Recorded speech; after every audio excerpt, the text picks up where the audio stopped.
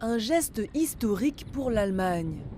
La politique étrangère de Berlin, fondée sur le pacifisme après la Seconde Guerre mondiale, est redéfinie par le conflit en Ukraine. Une situation qui entraîne une grande divergence d'opinion sur la manière dont le pays doit la gérer. Je suis un pacifiste. Ça ne nous mène pas plus loin. Ce n'est que du meurtre, du meurtre. Aucune paix ne peut être établie et nous dépensons des centaines de milliards. Il est temps, Poutine aurait dû être tenu pour responsable bien plus tôt, pour qu'il apprenne que ça ne fonctionne pas comme ça ne marche pas comme ça. L'Allemagne a déclenché la Seconde Guerre mondiale et nous avons dit plus jamais ça à la guerre. Tout cela a été oublié et je pense que c'est le moment où nous devons vraiment être plus intelligents. Le président des relations internationales de l'école de politique et de politique publique de Munich convient que le symbolisme historique est une considération importante pour de nombreux Allemands. L'Allemagne a attaqué l'Union soviétique, dont bien sûr la Russie et l'Ukraine faisaient partie à l'époque de la Seconde Guerre mondiale. L'on ressent vraiment que d'une part, il y a un engagement important envers l'Ukraine pour la défendre et défendre son indépendance, mais de l'autre, il y a aussi une grande inquiétude de s'assurer de ne pas être perçu comme attaquant la Russie une fois de plus, que des armes allemandes tuent à nouveau des Russes.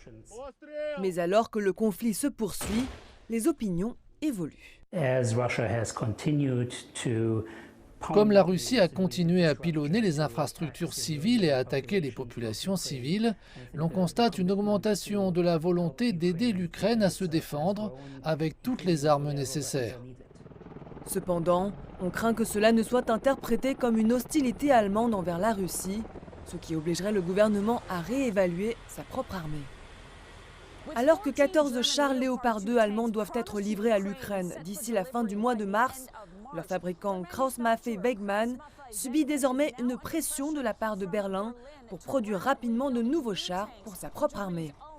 Au début du conflit, Berlin a accepté de dépenser 100 milliards d'euros pour renforcer les capacités militaires et la défense du pays, rompant ainsi avec sa tradition post-guerre froide de sous-financement de l'armée.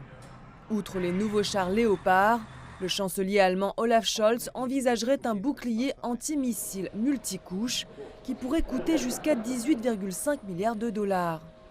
Il semble y avoir un soutien public plus unifié pour cela.